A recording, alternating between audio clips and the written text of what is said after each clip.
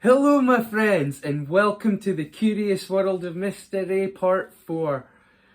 Well, what an amazing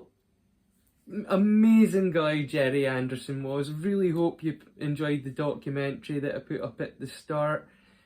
Got some great movies ahead for you to finish things up in this final full segment. As part of my hosting duties, I like to bring up curious thoughts, and my second curious thought for this episode isn't one of my thoughts. In fact, it's a thought of a gentleman called Robin Hanson. Robin Hanson came up with one of my favourite little thought experiments of the last couple of years. Now, if you've ever looked up into the night sky and wondered why we don't see UFOs flying about all over the place all the time, and you consider how vast the universe is and that life must exist, why don't we see it? Well, I'm about to tell you about something that's maybe a little food for thought on the matter. It's a fun little notion, and not only does it explain why we don't see aliens flying around in UFOs every night when we look up just a massive cosmic highway of UFO.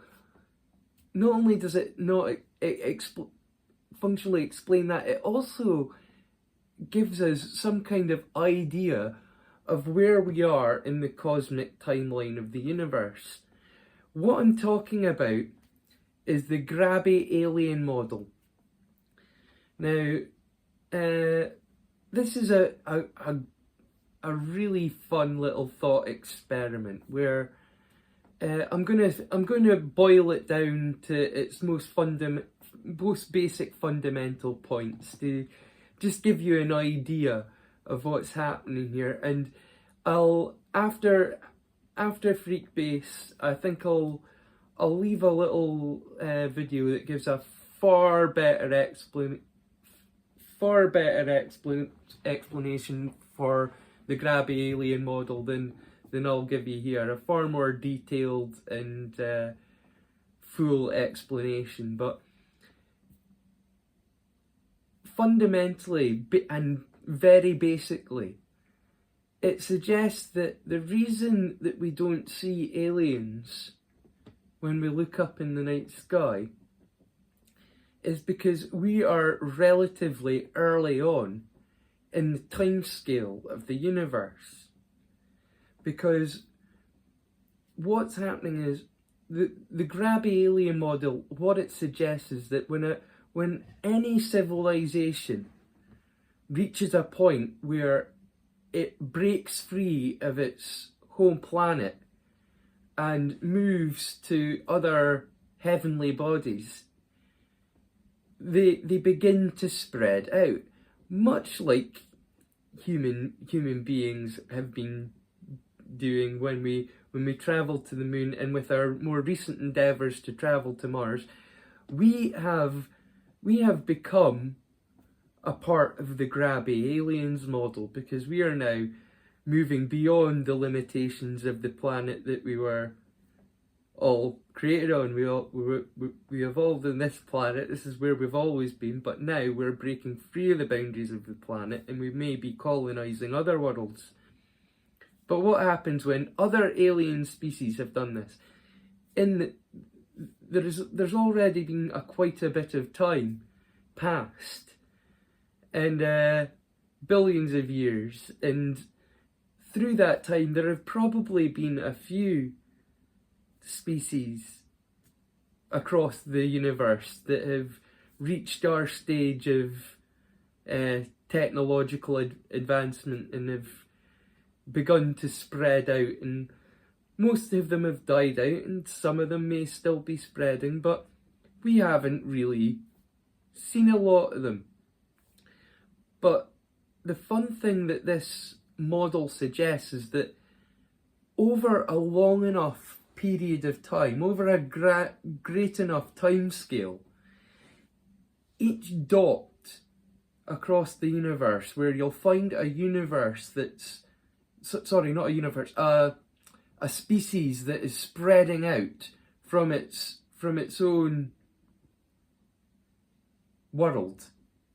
It will spread out until eventually all these tiny little dots will begin to touch, and all these species, because they will learn to terraform the worlds around them, or spread to worlds that will already support their life. And eventually all of these species will end up touching boundaries.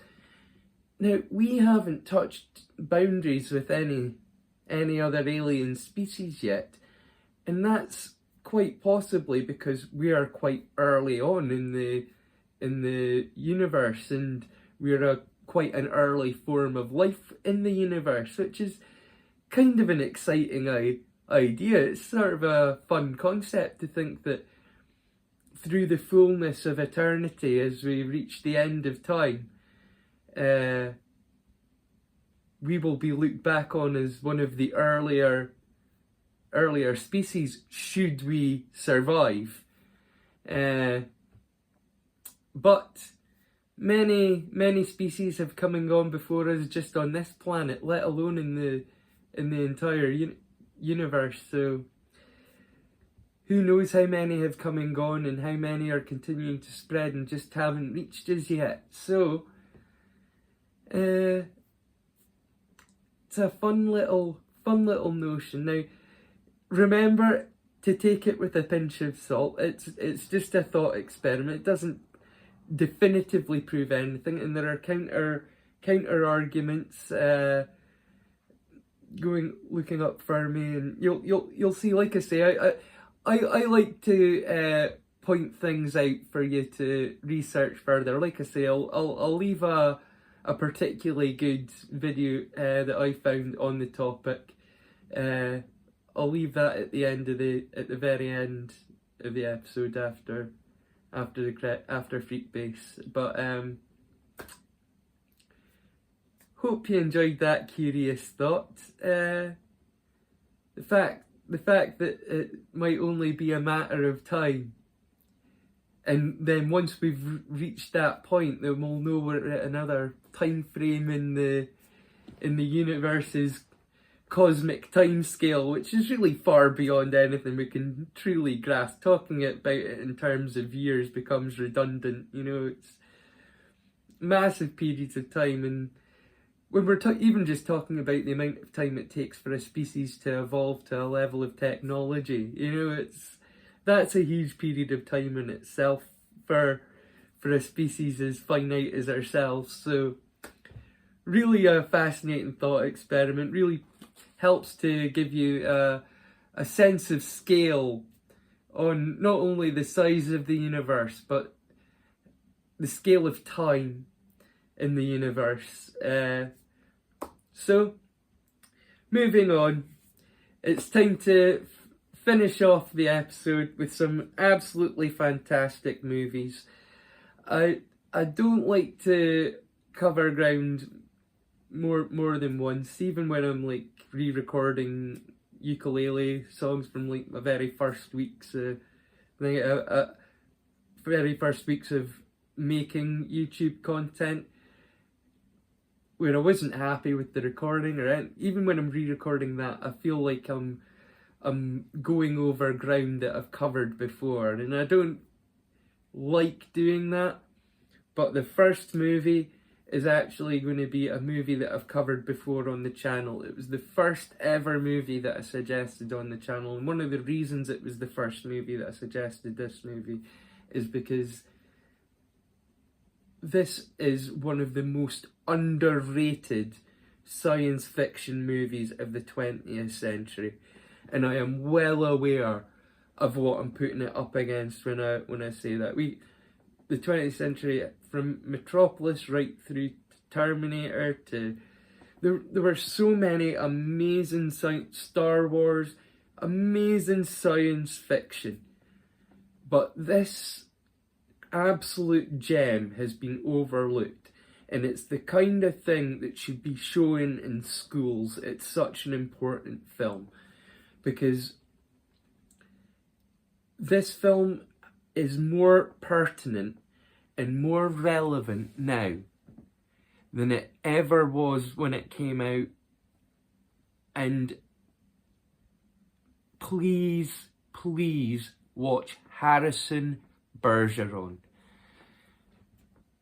We live in some really interesting times these days, and something that this movie has helped to keep in mind for me since I was a very young man, because I watched this when I was about 15 years old, I think, when I saw this for the first time, and it really, really kind of set me on a path to being a meritocratist in many senses. I absolutely feel it's important to protect the vulnerable, but at the same time, this film helped to remind me that, especially these days when there are certain political messages being pushed in ways that are quite dangerous and have historical precedent that many people don't notice because it's not the same message as has been preached historically using these methods. But at the same time, we're living in some interesting times where this is a movie where it pits equalitarianism against meritocracy. And it just reminds you that extremism of any form can lead to fascism and repression, and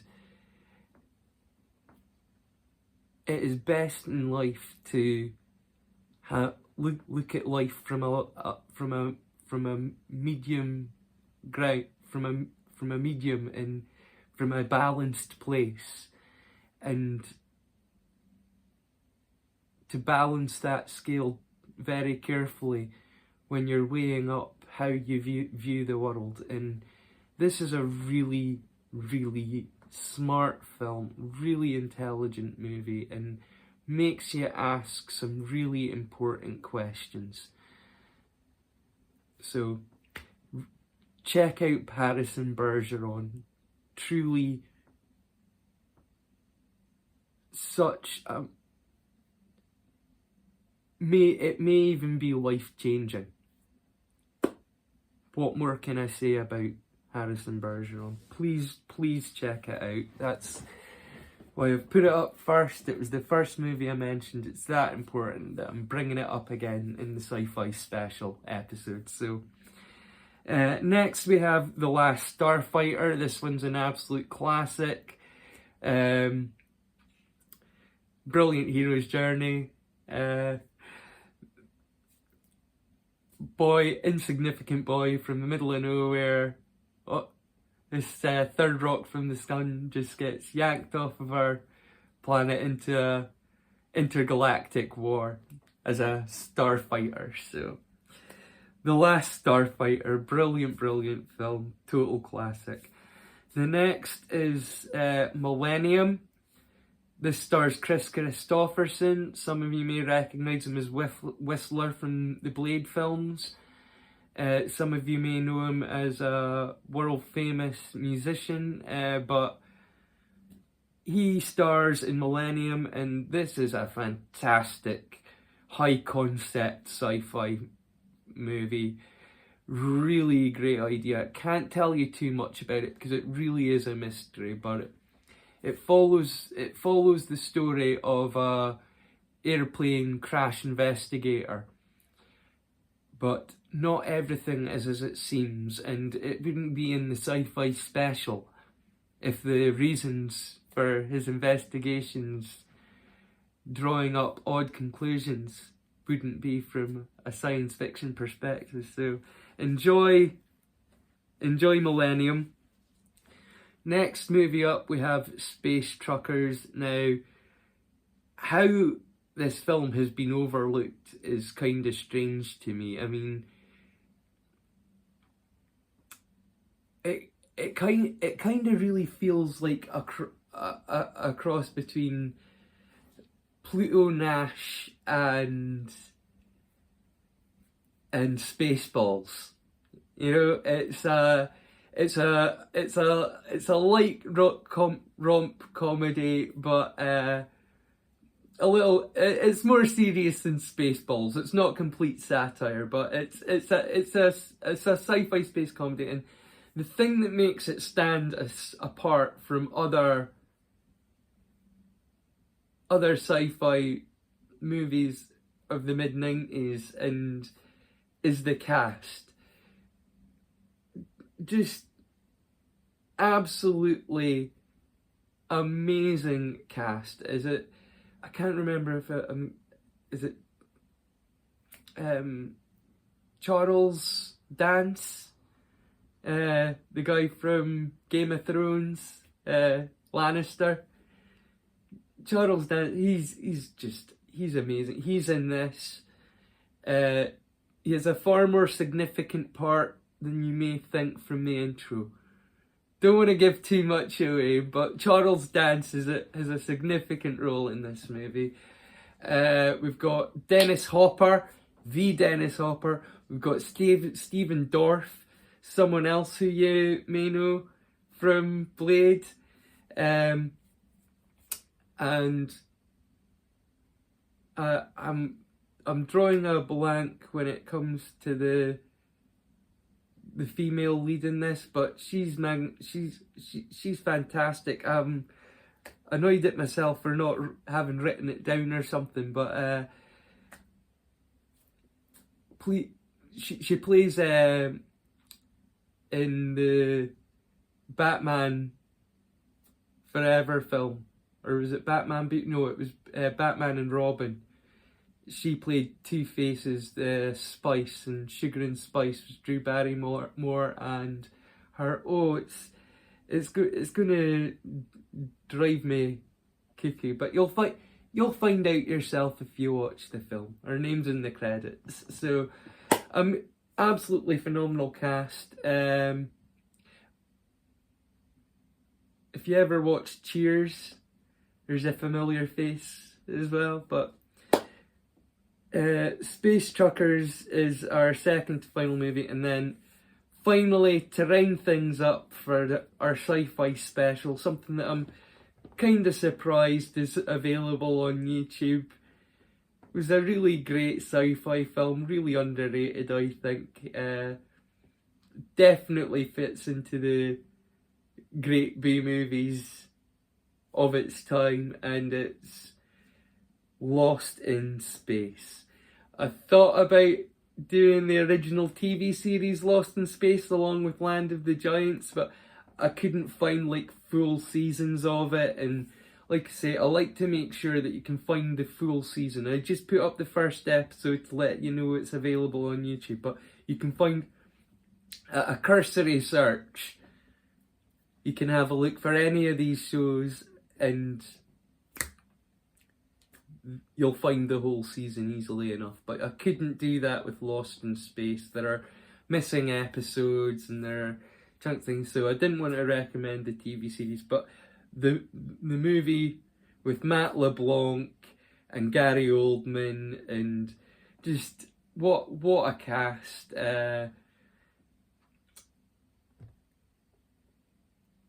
Just please enjoy these films, and I will catch you in the final part, the outro. I know this is the final real segment, but I'll see you for the outro, where I'll be playing us out with a ukulele cover. So I hope you enjoy the movies, and I hope you enjoy me for the outro, and I'll catch you soon. Take care. Enjoy.